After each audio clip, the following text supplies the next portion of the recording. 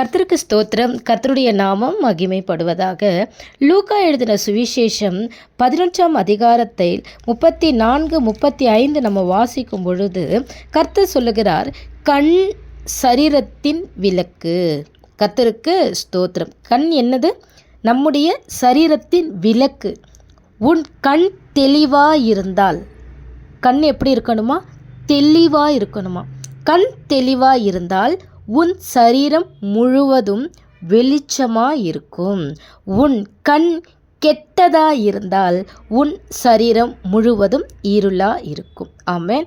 கண்களுக்கு ஒன்று இருட்டு பார்க்கும், இல்லைன்னா வெளிச்சத்தை பார்க்கணும். கர்த்தருக்கு ஸ்தோத்திரம். நான் ஆவிக்குரிய அர்த்தத்தில் சொல்கிறேன். கர்த்தருடைய நாமம் மகிமைப்படுவதாக. அப்போ கண் தெளிவாக இருக்கணும் அப்படின்னா பரிசுத்த வேதத்தை நம்ம வாசிக்கிறவர்களாக இருக்கணும். ஆமென்.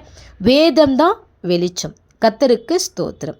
ஓகே, அப்போது வேத வெளிச்சத்தை, வேத சத்தியத்தை வாசிக்கிற நாம் தேவன் சொல்லுகிற எச்சரிப்பு என்னன்னா, திருவசனத்தை வாசித்தால் மாத்திரம் அல்ல, தியானித்தால் மாத்திரம் அல்ல, கர்த்தருக்கு ஸ்தோத்திரம், அதை கை கொள்கிறவர்களாய் நாம் இருக்க வேண்டும். ஆமென். ஹல்லேலூயா. ஆதியில் இருந்த அன்பை விட்டாய் என்று உன் பேரில் எனக்கு குறைவு உண்டு என்று சொல்லி இயேசு கிறிஸ்து சொல்லுகிறார். ஆமென். நம்ம ரட்சிக்கப்பட்டு வந்திருப்போம்.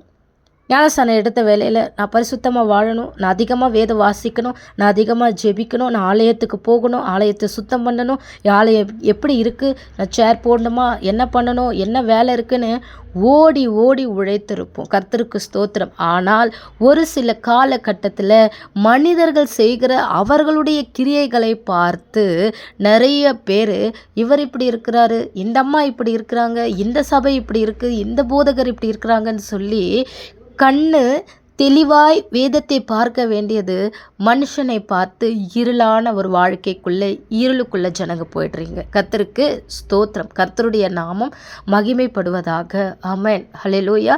மற்றவர்களை பார்க்கிறதற்காக கண்கள் அல்ல, நம்முடைய தேவனை பார்க்கிறதற்காக நம்முடைய கண்கள் உண்டு. மற்றவர்களை குறித்து நமக்கு ஒரு காரியம் வெளிப்படுதா, தேவ சமூகத்தில் தேவனிடத்தில் நம்ம என்ன பண்ணணும்?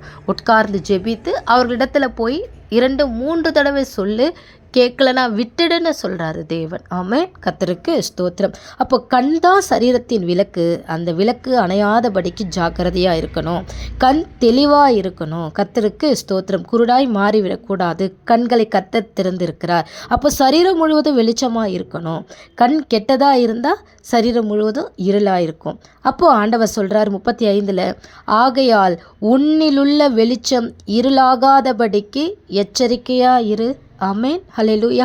உனக்குள்ள ஒரு வெளிச்சம் இருக்குது, அந்த வெளிச்சம் இருளாகாதபடிக்கு எச்சரிக்கையாக இரு. கர்த்தருக்கு ஸ்தோத்திரம். உங்களுடைய வலது புறமோ இடது புறமோ சாயாமல் உங்களுடைய கண்கள் நேராய் வேதத்தை மாத்திரம் பார்க்கும் பொழுது, வார்த்தையை மாத்திரம் பார்க்கும் பொழுது உங்களை கர்த்தர் எடுத்து பயன்படுத்துகிற தேவனாக இருக்கிறார். ஆமென். ஹல்லேலூயா. யாரோ விளக்க கொளுத்தி மறைவிடத்தில் மரக்காணி கீழே வைக்க மாட்டாங்க.